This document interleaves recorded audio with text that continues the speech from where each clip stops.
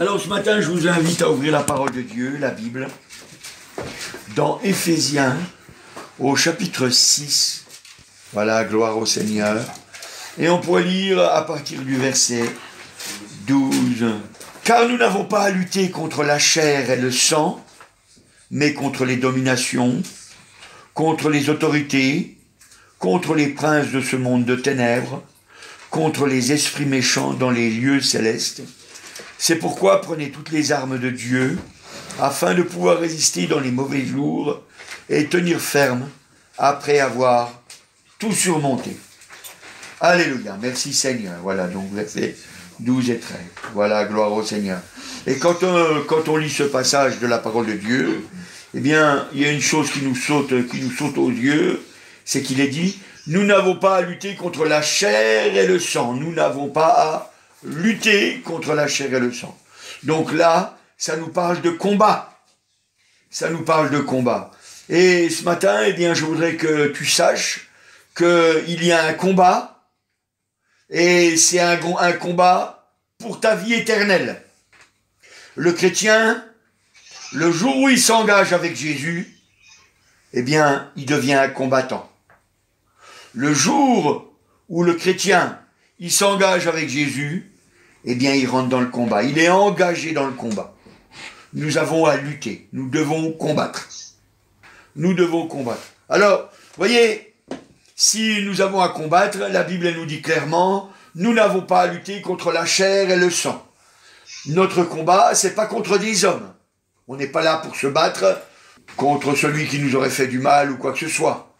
Non, nous, notre combat, c'est un combat spirituel. C'est un combat contre les autorités. Nous avons vu et marqué contre les dominations, contre les autorités, contre les princes de ce monde de ténèbres, contre les esprits méchants dans les lieux célestes. C'est un combat spirituel. C'est un combat spirituel. Et puisque c'est un combat spirituel, eh ben nous avons besoin d'armes spirituelles. Et les armes spirituelles, donc là, il nous en est donné une panoplie au verset 14. Enfin, on peut lire. Tenez donc ferme, ayez à vos reins la vérité pour ceinture, donc la vérité. Revêtez la cuirasse de la justice, donc la justice. Mettez pour chaussure à vos pieds le zèle que donne l'évangile de paix, donc être zélé pour l'évangile, annoncer l'évangile. Prenez par-dessus tout cela le bouclier de la foi, donc la foi, avec lequel vous pourrez éteindre les trains enflammés du malin. Prenez aussi le casque du salut, donc faut être sauvé, et l'épée de l'esprit qui est la parole de Dieu. Donc lire la Bible. Faites en tout temps par l'esprit toutes sortes de prières et de supplications, donc la prière. Veillez à cela avec une entière persévérance et priez pour tous les saints. Voilà, gloire au Seigneur et priez pour moi. Gloire au Seigneur. Donc prier pour tous les saints, c'est pas prier pour les gens qui sont morts, parce que quand vous regardez dans la parole de Dieu, quand il est parlé de saints, c'est toujours les vivants. C'est toujours les vivants. Et les saints, c'est qui? Eh ben, c'est toi et c'est moi. Les saints, c'est ça. Et pourtant, on n'est pas parfait. Mais la Bible dit, c'est nous les saints. C'est nous les saints. Alléluia. Donc ça veut dire, on doit prier pour l'Église. Gloire au Seigneur. Alléluia. Donc maintenant que on sait qu'il y a un combat spirituel qui doit se faire. Et la Bible, elle nous dit, dans Actes des Apôtres, au chapitre 26, et au verset 18, et verset 18, il est écrit, voilà, donc, afin que tu leur ouvres les yeux, mais on va lire avant pour que on commence la phrase. Je t'ai choisi du milieu de ce peuple et du milieu des païens, vers qui je t'envoie, afin que tu leur ouvres les yeux, pour qu'ils passent des ténèbres à la lumière et de la puissance de Satan à Dieu, pour qu'ils reçoivent la paix, par la foi en moi, le pardon des péchés et l'héritage avec les sanctifiés. Gloire au Seigneur. Donc le but, c'est qu'on ait les yeux ouverts pour passer des ténèbres à la lumière de la puissance de Satan, de passer de la puissance de Satan, passer à Dieu. Alléluia. Pour qu'on reçoive par la foi, alléluia, le pardon des péchés, et puis qu'on hérite avec les sanctifiés. Gloire au Seigneur. Donc, c'est pour qu'on soit éclairé. C'est qu'on soit éclairé. Parce que vous savez, on est obligé de dire la vérité. Les gens dans ce monde, ils ne sont pas éclairés du tout. Hein. Je ne dis pas qu'ils ne sont pas intelligents. Il y a des gens très intelligents dans ce monde. Il y a des gens très intelligents. Mais ils ne sont pas du tout éclairés. Parce que ils vivent comme s'ils allaient vivre éternellement sur la terre. Vous vous rendez compte qu'aujourd'hui, il y a des gens, ils mettent des millions de dollars, voire même des milliards, des millions de dollars, ils mettent. Pourquoi? Pour essayer d'avoir la vie éternelle. Ils essayent de trouver un truc pour avoir la vie éternelle. C'est pour ça que, par exemple, vous voyez maintenant, si jamais vous venez à mourir et que vous n'avez rien dit, eh ben, vous êtes des pièces détachées. Vous êtes devenus des pièces détachées. Pour la médecine, elle a le droit de prendre, si jamais vous n'avez pas fait d'opposition avant, elle a le droit de prendre votre cœur, vos reins, votre foie, vos yeux, vos bras, vos jambes. Vous ne pouvez pas vous y opposer si avant de mourir, vous n'avez pas dit, ben, je m'y oppose. Donc ça veut dire, on devient des pièces détachées. On devient des pièces détachées. Pourquoi? Parce que des milliardaires, ils espèrent avoir la vie éternelle. Alors ils veulent que ces choses se fassent. Avant, c'est nous qui devions dire, on devait dire, oui, je veux que mon corps puisse être utilisé. Mais maintenant, c'est plus le cas. C'est par défaut, on nous le prend. On ne nous demande pas notre avis. On ne nous demande pas notre avis. Alors on va vous dire, mais bien sûr, même essai. Il va y avoir peut-être un petit jeune qui a eu un accident de voiture, puis bon, on va prendre ton cœur. Ben, c'est vrai aussi. C'est vrai aussi. Mais tout ça, c'est venu parce que des hommes riches, enfin, je dis des hommes, quel que soit le sexe, hein, parce que des hommes riches, eh bien, ils ont payé pour avoir le droit de ça. Pour avoir le droit de ça. Et c'est pour ça. Et on voit que ils sont pas du tout éclairés parce qu'ils ne se rendent pas compte que ils ont, c'est vrai un corps, mais ils ont aussi une âme et un esprit. Et qu'un jour, eh bien, il faudra passer devant Dieu et on aura des comptes à rendre.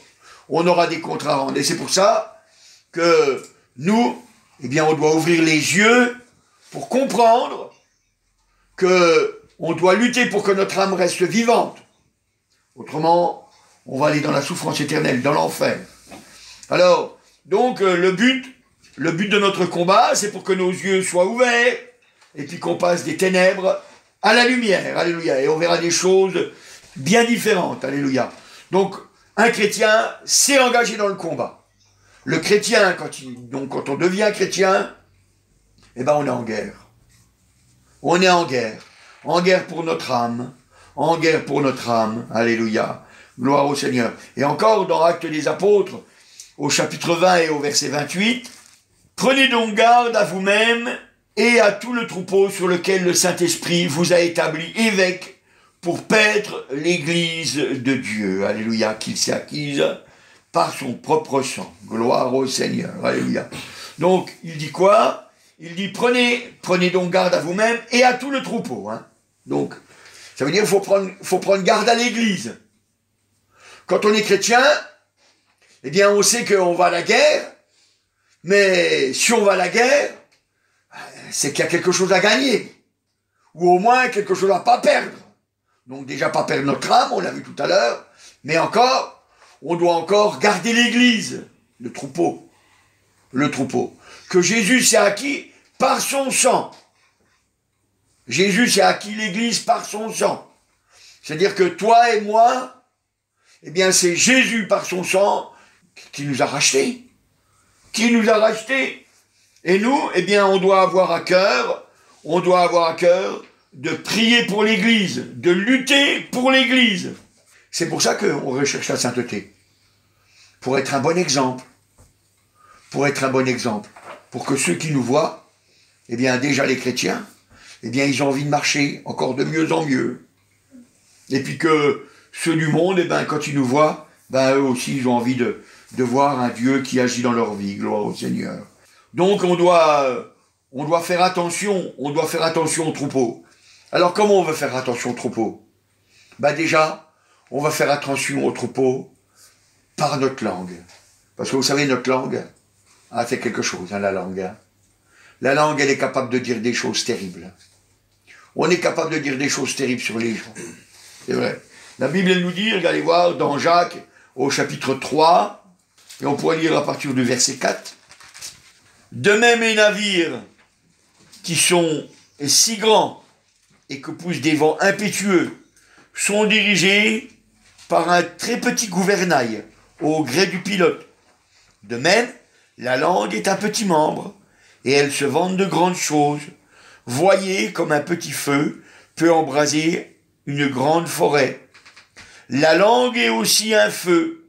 C'est le monde de l'iniquité. La langue est placée parmi nos membres souillant tout le corps et enflammant le cours de la vie, étant elle-même enflammée par la gêne. Hein, donc c'est par l'enfer, quoi. Il dit comme ça, de même que les navires sont dirigés par un tout petit gouvernail. C'est vrai, il n'est pas grand le gouvernail comparé au bateau. C'est gouverné au gré du pilote. Et voyez notre langue, ben c'est pareil. C'est pareil notre langue. Elle nous dirige. Elle nous dirige. C'est vrai qu'elle nous dirige. Et bien souvent, hein, les gens ne savent pas qu'elle nous dirige. C'est le Seigneur Jésus qui nous le dit. Dans Luc au chapitre 6 et au verset 45, il est écrit « L'homme bon tire de bonnes choses de son bon trésor, du bon trésor de son cœur. Et le méchant tire de mauvaises choses de son mauvais trésor. Car c'est de l'abondance du cœur que la bouche parle. » C'est de l'abondance du cœur que la bouche parle. Donc, notre cœur, si jamais c'est le Seigneur et que c'est l'abondance du Seigneur, ben on a envie de parler des choses de Dieu. Et si jamais notre cœur, ben il est souillé, ben on a envie de parler des choses qui souillent. Des choses qui souillent. Alors, vous voyez, c'est pour ça que dans l'Église, eh bien, on doit faire attention à notre langue. Parce que notre langue, elle est révélatrice. Si, en fonction de quoi on parle, eh ben, ça nous dit comment est notre cœur. Si ton cœur est en mauvais état, ta langue, elle va être en mauvais état. Elle va parler, c'est de l'abondance du cœur. Ça te parle. Vous savez, des fois, il y en a, ils ne peuvent pas s'empêcher de dire des mensonges. Moi, c'est pas une critique que je fais, j'étais pareil. Moi, j'arrêtais pas, il fallait que je dise des mensonges tout le temps. Parce que le cœur est rempli de mensonges. Et nous savons que s'il est rempli de mensonges, ça veut dire qu'il y a le diable. Parce que le diable, c'est le père du mensonge. Il est meurtrier depuis le commencement. Nous le savons. Nous le savons. C'est pour ça qu'il faut faire attention. C'est pour ça que dans Jacques, comme on a lu tout à l'heure, il est marqué au verset 6, dans le chapitre 3 et au verset 6, « La langue est aussi un feu. C'est le monde de l'iniquité. La langue est placée parmi nos membres souillant tout le corps. » Souillant tout le corps. Elle est placée parmi nos membres, souillant tout le corps. Ça ne souille pas que l'intérieur, ça souille le corps tout entier. Vous savez, des fois c'est difficile quand on a menti, et puis qu'il faut revenir en arrière, et puis avouer qu'on a menti. Il faut du courage pour venir au Seigneur, puis lui dire « Seigneur, aide-moi à être courageux, et puis dire la vérité. » Quand notre langue, elle a dit des choses, et puis que, maintenant, il faut revenir puis dire, écoute mon frère, écoute ma soeur, j'ai parlé de toi, j'ai parlé en mal, j'ai dit du mal de toi. C'est difficile. C'est difficile. Parce que on doit accepter d'être humble. Alors c'est pour ça que c'est difficile. C'est pour ça que c'est difficile. Si jamais on a vraiment à cœur que la gloire de Dieu, elle se manifeste dans notre vie, c'est-à-dire que on a un combat enragé contre le diable. Parce qu'on veut que le péché soit détruit dans notre vie. Alors, à ce moment-là, eh bien, on n'a pas peur de venir se présenter auprès du Seigneur, puis dire, Seigneur, j'ai besoin que tu changes encore ma vie, que tu transformes encore mon cœur. Et là, on est dans le combat. Et notre langue, après, elle dira des bonnes choses. Elle dira des bonnes choses. Elle nous poussera. Elle nous poussera à faire la volonté de Dieu. Alléluia. Gloire au Seigneur. C'est des choses que on doit savoir pour pouvoir être vainqueur. Alléluia. Gloire au Seigneur. Mais vous savez, tout ça, c'est possible parce qu'un jour, Jésus a donné son sang pour nous. Toutes ces choses, la réussite dans nos vies, c'est possible parce que Jésus, un jour, eh bien, il a donné son sang pour nous. Alléluia, gloire au Seigneur. C'est vrai. C'est vrai, Jésus a donné son sang pour nous. C'est ce qu'on a lu tout à l'heure dans Acte 20, 28, quand on a vu que donc l'Église du Seigneur, qu'il s'est acquise par son propre sang. Nous sommes l'Église du Seigneur qu'il s'est acquise par son propre sang. C'est par son sang. C'est par son sang que Jésus nous a gagnés. Alléluia. C'est par son sang qu'il nous a rachetés.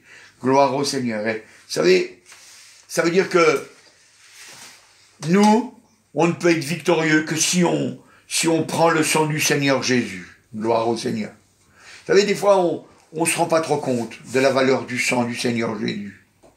Mais je voudrais ce matin que vous vous rendiez compte de la valeur du sang du Seigneur Jésus.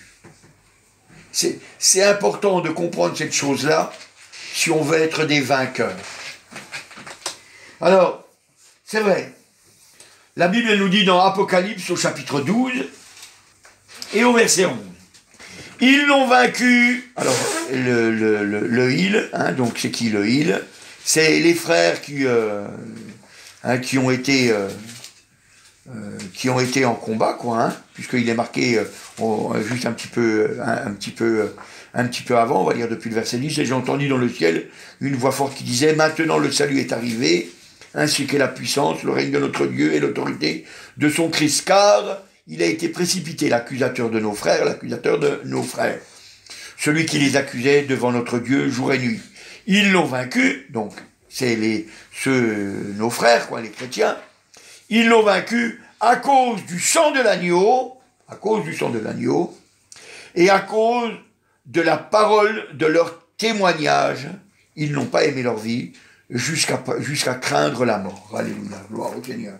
Donc on voit deux choses. On voit que c'est à cause du sang de l'agneau qu'ils l'ont vaincu. Donc ils ont vaincu qui? Le diable.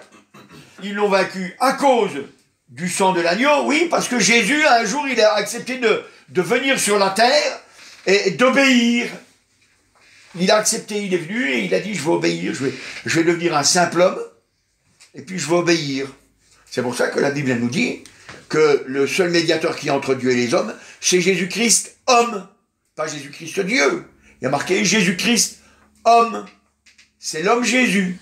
C'est l'homme Jésus. Pourquoi? Parce que l'homme Jésus, il a accepté d'aller jusqu'au bout. Jusqu'au bout. C'est pour ça que la Bible dit: vous n'avez encore pas résisté jusqu'au sang contre le péché. Vous voyez? Mais lui, Jésus, il l'a fait. Il a résisté jusqu'au sang contre le péché. Et c'est pour ça qu'il était vainqueur, et il nous donne la possibilité d'être vainqueur à nous aussi. Donc on le vainc, on est vainqueur sur le diable grâce au sang du Seigneur Jésus. Et encore, il est marqué, donc à cause du sang de l'agneau et à cause de la parole de leur témoignage. La parole de leur témoignage. Vous voyez, c'est avec la langue. La langue, elle a été choisie, pas pour souiller, mais pour témoigner. Voilà ce que Jésus a fait dans ma vie. Voilà ce qu'il a fait pour moi. Il m'a guéri, il m'a transformé, il m'a changé, il m'a délivré, etc., etc. On témoigne. On témoigne. Vous savez, la Bible dit que c'est en confessant de la bouche qu'on parvient au salut. Romains chapitre 10. C'est en confessant de la bouche. Faut confesser de la bouche le Seigneur Jésus. Confesser, alors. Pour confesser, vous savez, moi, quand je témoigne aux gens, quand je leur parle, vous savez, je ne fais pas des batailles de mots. Je dis, voilà ce que Jésus a fait dans ma vie. Avant, j'étais un drogué, Jésus a changé ma vie. J'ai été totalement délivré. Et les gens, ils disent tout le temps, ils disent, non, c'est toi par ta volonté. Je dis, non, ma volonté, elle ne voulait pas s'arrêter. C'est Jésus qui a changé ma vie. C'est Jésus qui m'a transformé. J'étais malade, j'ai été guéri. Parce que Jésus m'a guéri. C'est lui qui l'a fait. Et comme on remet la gloire à Dieu, alors à ce moment-là, il y a une bénédiction. Gloire au Seigneur. Vous savez, c'est une bénédiction qui nous est accordée de pouvoir parler du Seigneur Jésus. Alléluia. Parce que la Bible dit que elle dit dans Colossiens, au chapitre 1, Et au verset 21, et vous qui étiez autrefois étrangers et ennemis par vos pensées et par vos mauvaises œuvres, il vous a maintenant réconciliés par sa mort dans le corps de sa chair, alléluia, pour vous faire paraître devant lui, saint, sans défaut et sans reproche, alléluia, gloire au Seigneur. Donc, nous, comme on confesse, eh bien, à ce moment-là, on n'est plus ennemis. On n'est plus ennemis. On était ennemis par nos pensées, par nos mauvaises œuvres. Parce que nos pensées, c'est l'intérieur de notre cœur. C'est l'intérieur de notre cœur, c'est ce qu'on désire. Vous savez, c'est comme le voleur. Moi, je me souviens, un jour, je me suis fait arrêter. Vous voyez, hein, j'étais voleur aussi. Non seulement j'étais menteur, mais j'étais voleur. Et un jour, je me suis fait arrêter. Et vous savez, j'ai regretté de m'être fait arrêter. J'ai regretté. Mais j'ai pas regretté en me disant, ah, c'est pas bien ce que j'ai fait. Non. J'ai regretté parce que je me suis dit, ah, je m'y suis mal pris, la prochaine fois, je ferai autrement. Parce que c'est notre mauvais cœur, nos mauvaises pensées, nos mauvais désirs. Mais le sang de l'agneau, eh bien, il nous lave de ça. Il nous lave de ça. Pour qu'on ait une autre façon de regarder les choses. Une autre façon de regarder les choses. On ne regarde plus les choses de la même façon. On regarde les choses avec la vision de Dieu. Et puis alors à ce moment-là, ben, on n'a plus envie de voler. On n'a plus envie de mentir. On n'a plus envie de pécher. Et on peut le témoigner. Ben oui, c'est pour ça que j'ai pas peur de dire. J'ai pas peur de dire, ben voilà, j'étais un ancien toxicomane, j'étais un ancien menteur, un ancien voleur. Voilà, et puis voilà quoi. Mais le Seigneur a changé ma vie. Parce que le Seigneur, il change la vie. Il change les cœurs. Alléluia, gloire au Seigneur. Vous savez, le sang du Seigneur Jésus, il est un témoignage en quelque sorte. Parce que, vous voyez, quand on regarde dans l'Ancienne Alliance, qu'est-ce qu'on voit? Dans Exode, par exemple, Exode au chapitre 12, au verset 22. Alors, c'est quand même assez extraordinaire.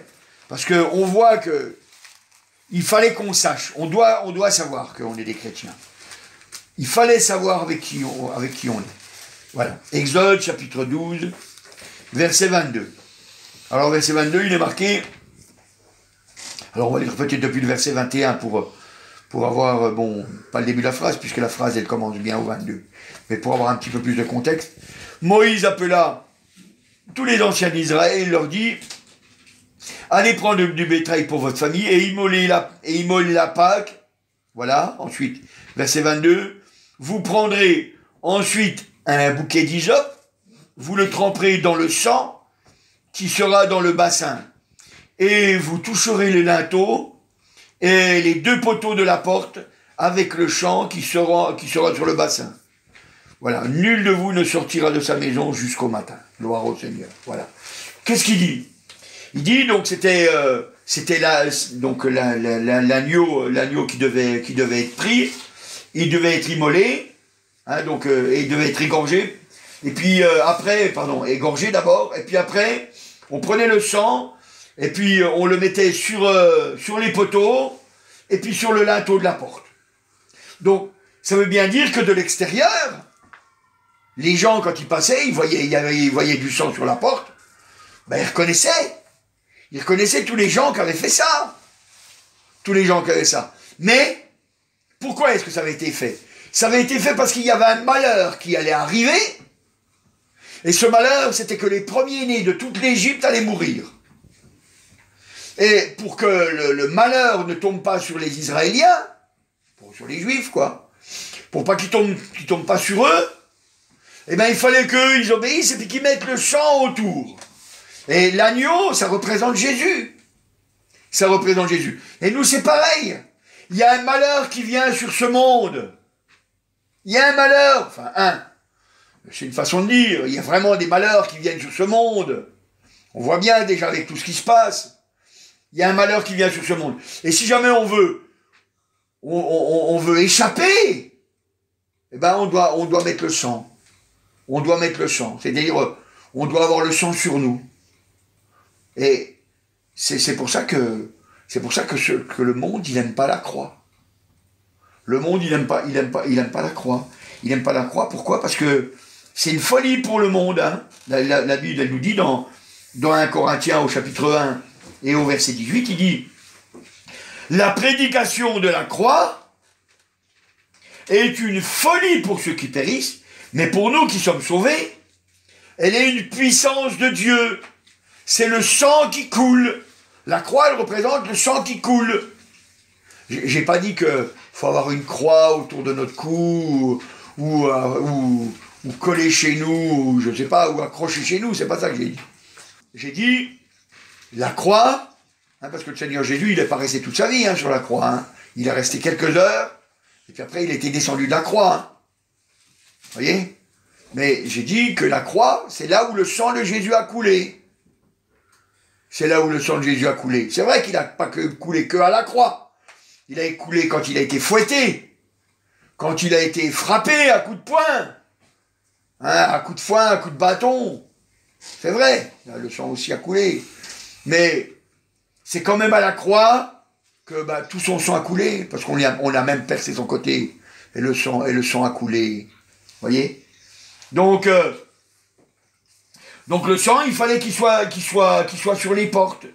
Et nous, il faut qu'on voit qu'on appartient à Jésus. Donc on fait attention à notre langue. On fait attention à ce qu'on va dire. Attention. Et si mon frère, si ma soeur, tu vois que ta langue, elle te pousse à dire des choses qui sont pas bien, dis-toi qu'il y a un problème dans ton cœur. Parce que c'est de l'abondance du cœur que la bouche, elle parle. Donc ça veut dire que dans ton cœur, il y a quelque chose qui ne va pas.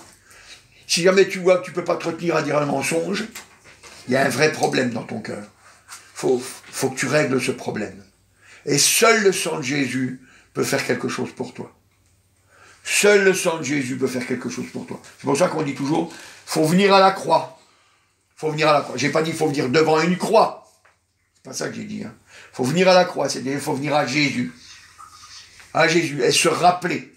Et se rappeler. Alléluia. Gloire au Seigneur. Se rappeler de ce qu'il a fait. Et le sang, vous voyez, c'était particulier. Hein, parce que le sang, donc, il était récupéré. Hein, on a lu le passage, hein, il est marqué.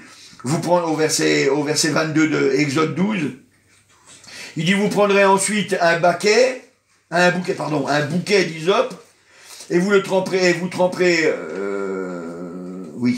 alors j'en reviens.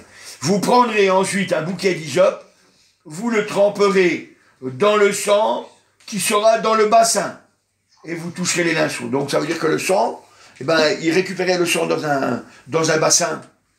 Mais le sang qui était dans le bassin, il était totalement impuissant. Il était puissant, il avait toute sa puissance quand il était mis sur les poteaux et sur le linteau de la porte. Et vous voyez, pour nous, c'est pareil. Ça veut dire que nous, le Seigneur Jésus, il est mort pour nos péchés. Mais si jamais on ne se revêt pas du Seigneur Jésus, le sang du Seigneur Jésus, il ne sert à rien pour nous.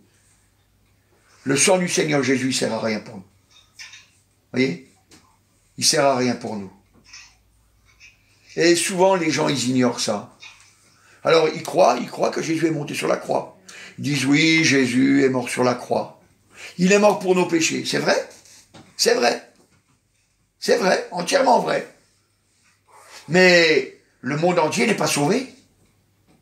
Le monde entier n'est pas sauvé. Pourtant, Jésus, il est mort pour le monde entier. Mais le monde entier n'est pas sauvé. Pourquoi? Parce qu'ils ne prennent pas le sang. Ils ne prennent pas le sang. Ils ne sont pas couverts par le sang de l'agneau. Alors c'est pour ça que ça ne marche pas. Ça ne marche pas. Et vous voyez, il est dit qu'il prenait un bouquet d'hysope.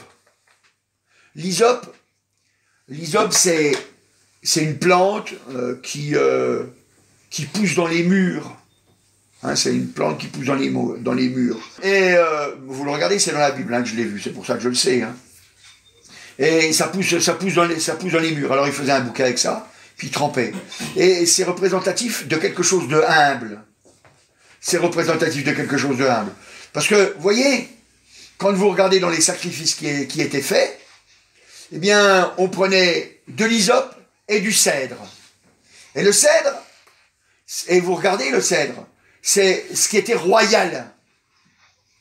Ça représente une symbolique de la royauté. Et on prenait de l'hysope et du cèdre, et puis on versait du sang dessus, et puis on trempait l'oiseau dans l'eau, etc. Vous pouvez faire une recherche dans la Bible, et je vous invite à le faire, hein, pas écouter simplement, mais faire des recherches vous-même. Et pourquoi on faisait ça? Parce que c'est humble. C'est humble de venir au Seigneur. C'est humble de venir à lui puis dire, Seigneur, je n'ai que ton sang. Je n'ai que ton sang. Je n'ai que toi qui peux me couvrir.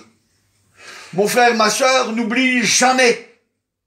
C'est pas tes bonnes œuvres qui vont t'emmener au ciel. Les bonnes œuvres, ça emmène personne au ciel. On ne peut pas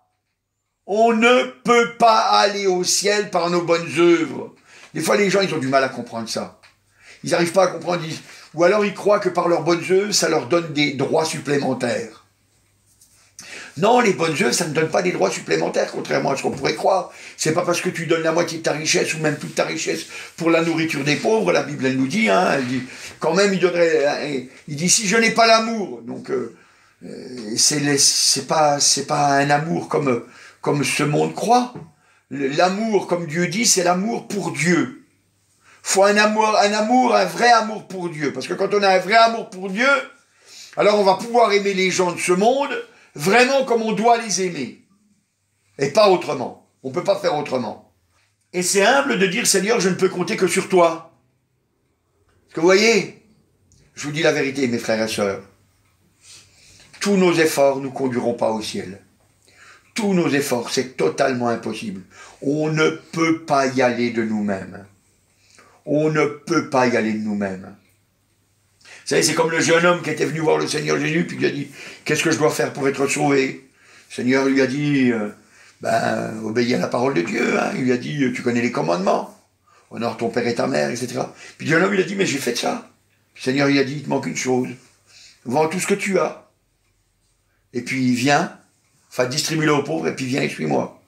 Puis le jeune homme riche, il était tellement amoureux de sa richesse que il l'a pas fait. Puis les disciples, ils ont été très étonnés quand il a dit comme ça, ils ont dit, mais qui peut être sauvé? Puis le Seigneur Jésus a dit, personne, personne. Seulement Dieu peut sauver les gens. Et vous voyez, il faut être humble pour venir au Seigneur, puis dire, Seigneur, j'ai besoin de toi. Et vous savez, hein, quand on s'aperçoit que notre cœur est méchant, mauvais, pourri, qu'on retombe une fois, 2 fois, 3 fois, 4 fois, 5 fois, et on n'arrête pas de retomber dans les mêmes travers. Puis qu'on dit, mais c'est quand même pas possible. C'est quand même pas possible. Et on essaye de lutter, de combattre avec nos forces. Et puis on n'y arrive pas. Puis on finit par se décourager. Au lieu de faire ça, on vient auprès du Seigneur Jésus. Puis on leur raconte mon histoire. Voilà. J'aime ce péché, regarde. C'est pour ça que souvent je m'éloigne de toi.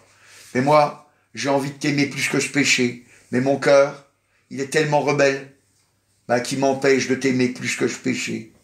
Et si toi, tu ne me couvres pas de ton sang, si toi, tu ne me donnes pas cet amour, je n'y arriverai pas. Et vous savez, quand on vient au Seigneur et puis qu'on agit comme ça, qu'on lui dit ça, le Seigneur, alléluia, il est brûlant d'amour pour nous. Et puis il nous change. Il nous change. C'est vrai, mon frère, c'est vrai, ma sœur. Le péché va se présenter devant toi, mais Dieu sera là. Et puis là, il va venir devant toi, puis il va dire, voilà, choisis. Cette fois-ci, je te donne le pouvoir de pouvoir choisir. Cette fois-ci, je te donne la force de choisir. Et c'est toi, tu vas dire, Seigneur, je me blottis vers toi. Et le Seigneur, il va te débarrasser de ton péché. Peut-être qu'il faudra faire 1 fois, 2 fois, 3 fois, 4 fois. Ça dépend le péché que c'est, selon l'amour que tu as pour ce péché. Parce que des fois, il faut beaucoup lutter.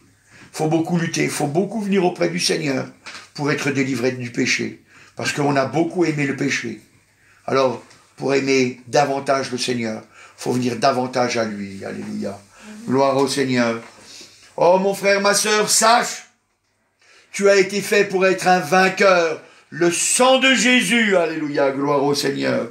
Le sang de Jésus, alléluia. Donc, c'est pour ça que le sang, il devait être vu de tout le monde.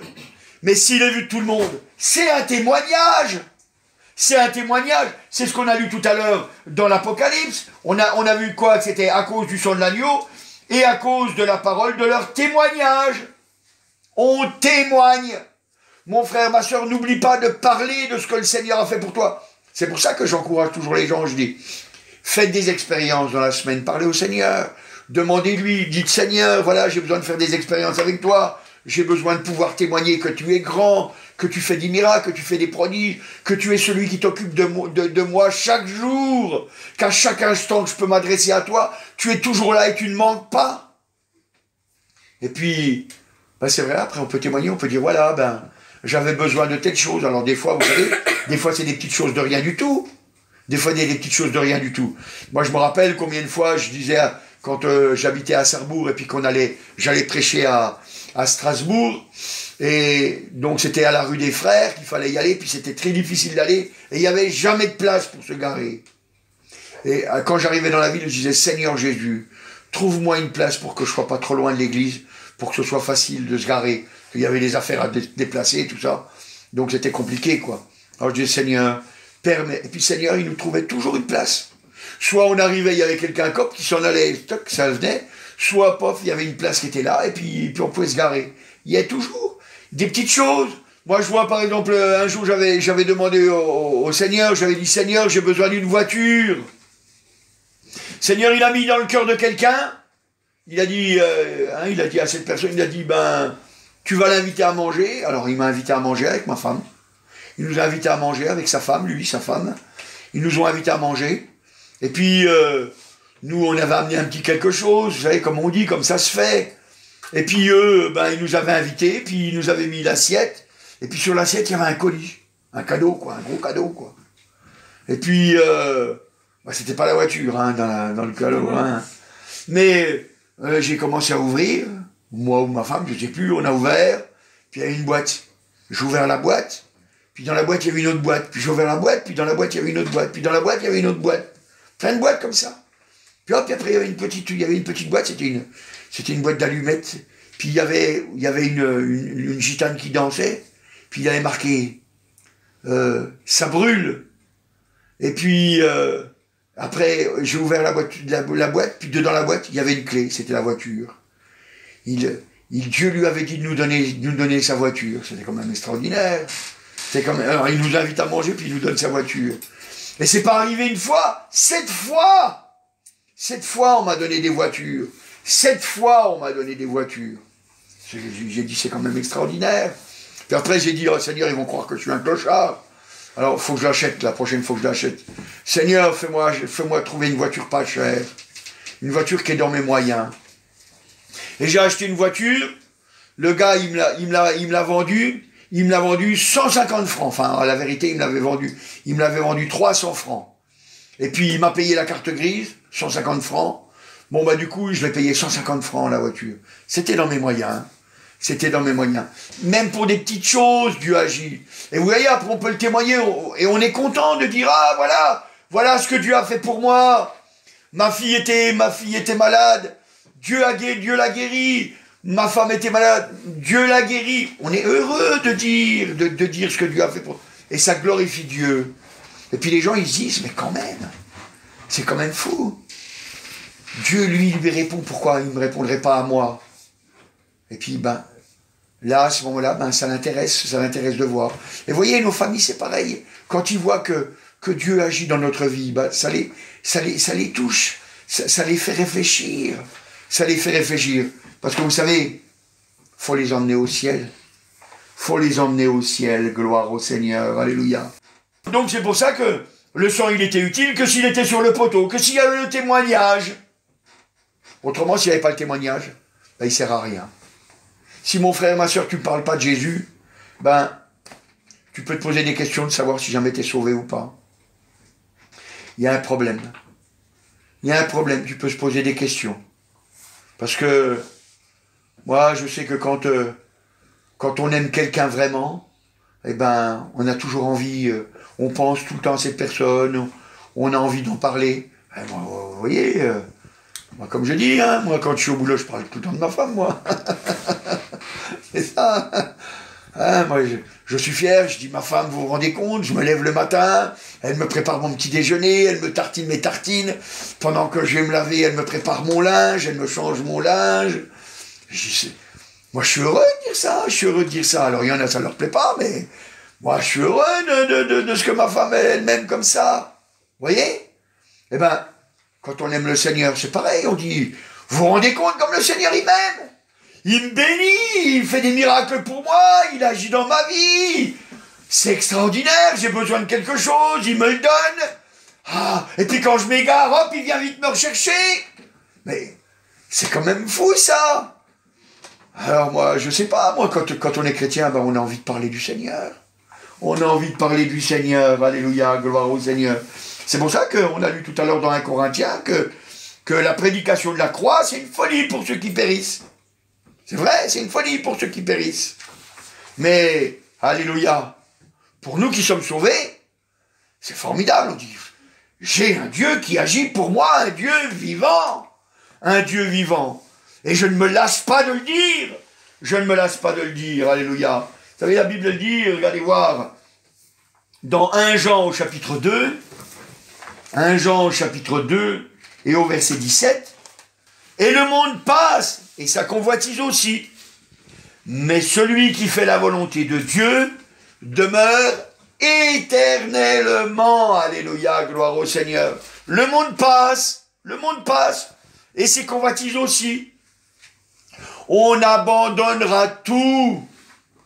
Belle voiture, belle maison, belle bague, beau, je sais pas quoi, moi. Tout, on abandonnera tout, on gardera rien, beaux habits, je sais pas moi, tous les trucs. On abandonne tout. Le monde passe et on abandonne tout. C'est pour ça qu'il faut être prêt. C'est pour ça qu'il faut être prêt. Et on a le sang de Jésus, alléluia. On a le sang de Jésus, gloire au Seigneur. Celui qui fait la volonté de Dieu, alors à ce moment-là, gloire au Seigneur. Il est béni, il est béni. C'est pour ça que quand on revient dans Exode au chapitre 12 et au verset 22, il dit, vous prendrez ensuite un bouquet d'hysope, vous le tremperez dans le sang qui sera dans le bassin, et vous toucherez le linteau et les 2 poteaux de la porte, avec le sang qui sera sur le bassin, qui sera dans le bassin. Et puis après il est marqué, nul ne vous ne sortira de la maison jusqu'au matin. Nul ne vous ne sortira de la maison jusqu'au matin. Vous savez, je vais faire une parallèle, parce que des fois, quand on lit ce passage-là, des fois on a du mal un petit peu à comprendre. On a du mal à comprendre. Mais le malheur allait venir. Le malheur vient. Le malheur allait venir. Les premiers-nés allaient mourir. Mais c'était garanti que si jamais ils tuaient l'agneau, ils récupéraient le sang, qu'ils le mettent sur les poteaux, et qu'il reste. Et qui reste jusqu'au matin, jusqu'à ce que le malheur soit passé. Noé, quand il a construit son arche, il fallait rester dans l'arche aussi. Il fallait rester dans l'arche. Parce que si on ne restait pas dans l'arche, ben on mourrait noyé. Rahab, la prostituée, quand elle a mis le cordon, ça représente le sang, quand elle a mis le cordon couleur cramoisi, donc couleur sang, elle l'a mis accroché à sa fenêtre, le cordon. Alors à ce moment-là, qu'est-ce qui lui a été dit? Il lui a été dit, tu prendras chez toi tous ceux de ta famille. Mais ceux qui sortiront, eh ben on ne sera pas responsable de leur sang. Ça veut dire que dans la maison, ils étaient protégés, mais s'ils en sortaient, ils étaient perdus. Et voyez, les catholiques, ils avaient compris cette chose-là. C'est pour ça qu'ils disaient, vous savez, quand ils ont construit les cathédrales, ils faisaient des gargouilles. Vous savez, c'est des démons. Mais vous savez, c'est pour l'eau, elle arrivait, et puis elle passait dans la gargouille, et puis ça, l'eau, elle coulait. Donc ça faisait comme, c'est une bouche, hein, on voyait des monstres, quoi, avec une bouche, et puis il y a l'eau qui coulait comme ça, puis ça sortait, c'est pour pas tomber sur l'église. Et à l'époque, il disait comme ça, il disait, vous voyez, ça représente, c'est le diable qui crache sur le monde. Parce que en dehors de l'église, il n'y a point de salut. Et la Bible, elle dit, le Seigneur a rajouté à l'église ceux qui étaient sauvés. Les sauvés, ils sont dans l'église. Parce qu'ils ont compris qu'on a un combat, et c'est un combat ensemble. On lutte ensemble. Des fois, mon frère, des fois, ma soeur, t'es fatigué. Des fois, il y a un combat, puis tu as du mal, t'as du mal. Et puis c'est là que l'église, elle a toute sa force. Là, elle a toute sa force. Pourquoi? Parce que on obéit, et puis on dit comme ça, on dit, je vais en parler à l'église. Alors bon, t'es pas obligé d'en parler à tout le monde, mais tu prends quelqu'un en qui t'as confiance, et puis tu lui dis, mon frère, ma soeur, voilà, j'ai tel problème, faudrait que tu pries. Ou alors si jamais tu veux pas dire ton problème, tu dis, voilà, j'ai tel problème, enfin, voilà, j'ai un problème, pour l'instant, j'ai pas envie d'en parler, mais je voudrais qu'on prie, est-ce que vous pouvez prier pour moi, et puis l'église va prier, on a une force. Parce que je vous dis la vérité, en dehors de l'église, les gens, ils sont perdus. Vous savez, tous les gens qui s'imaginent qu'ils peuvent vivre leur vie chrétienne en dehors de l'église. Mais ils sont perdus, ces gens-là. Ils sont perdus, ces gens-là. Parce qu'ils n'obéissent pas à Dieu. Ils n'obéissent pas à Dieu. Le sang de Jésus, il n'a aucun effet à ce moment-là. Vous voyez, le sang qui avait été mis sur les poteaux et les linteaux, eh bien, il était utile que si jamais il restait dans la maison. Il restait dans la maison. Fallait rester dans la maison. Et c'est pareil. C'est pareil. C'est quand on reste dans la maison du Seigneur qu'on est béni. Alors ça ne veut pas dire qu'il faut rester enfermé dans un lieu. Parce que la maison du Seigneur, ce n'est pas un lieu, c'est les gens qui sont dedans. C'est les gens qui sont dedans. Ça veut dire que on est engagé dans un combat ensemble. Et le Seigneur, qu'est-ce qu'il veut de l'Église? Il veut que l'Église, eh bien, elle aille chercher des âmes. Il veut que l'Église, elle parle de lui. Il veut que l'Église, eh bien, ça soit un endroit de sainteté. Un endroit où les gens, ils s'encouragent les uns les autres à la sainteté. C'est pour ça que la Bible, elle dit, exhortez-vous les uns les autres aussi longtemps qu'on peut dire aujourd'hui. Ça veut dire tous les jours. On doit s'encourager. On doit s'encourager à marcher, on doit s'encourager à être des vainqueurs. Alléluia, gloire au Seigneur. Et c'est comme ça qu'on réussit dans la vie. C'est comme ça qu'on réussit dans la vie. Alléluia, gloire au Seigneur. Et vous savez, la Bible, elle dit, hein, comme on l'a vu tout à l'heure, que le monde et ses convoitises passent. Donc, c'est pas le monde. On a rien à espérer du monde. On n'a rien espéré du monde. Mais on a tout à espérer de Dieu. Et c'est pour ça que Pierre, l'apôtre Pierre, il dira, dans 1 Pierre au chapitre 1 et au verset 2, 1 Pierre, chapitre 1 et au verset 2, il dit, on va lire depuis le verset 1, Pierre, apôtre de Jésus-Christ, à ceux qui sont étrangers dispersés dans le Pont, la Galatie, la Cappadoce, l'Asie et la Bithynie, et qui sont élus selon la préscience de Dieu le Père, par la sanctification de l'Esprit, afin qu'ils deviennent obéissants et qu'ils participent à l'aspersion du sang de Jésus-Christ, que la grâce et la paix vous soient multipliées. Alléluia. Qu'ils participent à l'aspersion du sang de Jésus-Christ. Alléluia, gloire au Seigneur. Donc là, c'est bien clair. C'est bien, on veut que le sang de Jésus-Christ soit éparpillé, quoi, soit répandu. Soit répandu. Et on sait que c'est le sang de Jésus qui nous couvre. C'est le sang de Jésus, alléluia, qui nous efface nos péchés. On le sait. Donc, on veut que ça soit su partout. On veut que ça soit su partout. Alors, c'est pour ça que, vous savez, je vous dis toujours, commencez par votre famille. C'est là, on doit commencer par là. Votre père, votre mère, votre frère, votre soeur, votre oncle, votre tante, votre cousin, votre cousine, votre grand-père, votre grand-mère, je ne sais pas, votre père, votre mère, enfin, tous ceux que vous aimez. Commencez déjà par là. C'est plus facile. C'est plus facile. Et puis, si jamais dans votre famille, eh bien, ils vous écoutent, au moins, eh bien, ils sauront déjà des choses. Et puis, quand ils vont vous regarder vivre. Et quand ils vont voir que vous vivez en chrétien, ben, ça va toucher leur cœur. Et même si jamais vous avez l'impression qu'ils ne viendront pas, eh ben, chassez cette impression. Et croyez que le Seigneur est tout-puissant pour leur parler. Alléluia. Et il le fait.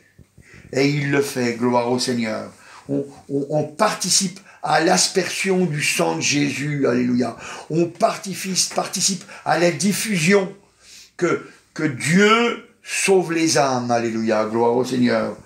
Et c'est un combat, c'est un combat. Je reconnais que c'est vrai que quand on est en face de quelqu'un qu'on ne connaît pas forcément, et puis lui parler du Seigneur Jésus, ou alors notre patron, ou alors notre chef de service, ou je ne sais quoi, c'est pas facile.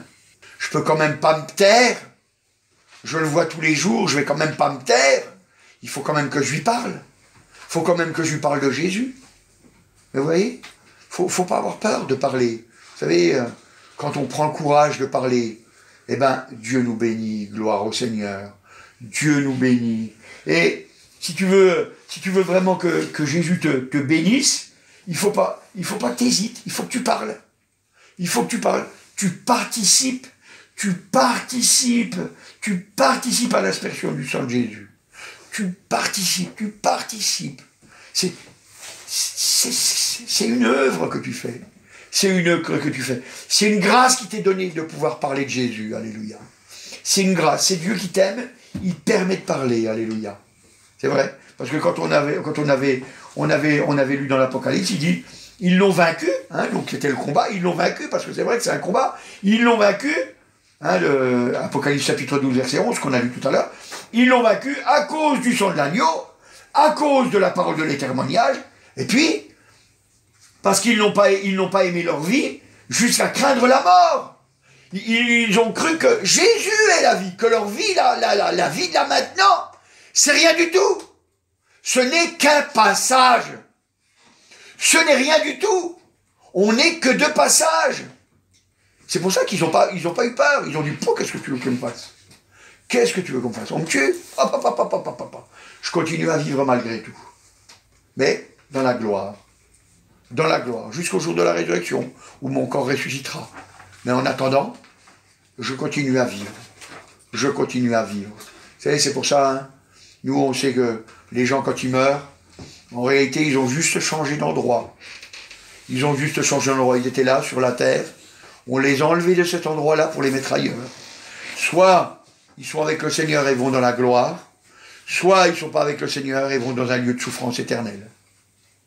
C'est pour ça que nous, on doit répandre le sang du Seigneur pour qu'il n'aille pas dans un endroit de souffrance éternelle, mais bien qu'au contraire, il puisse choisir d'aller au ciel.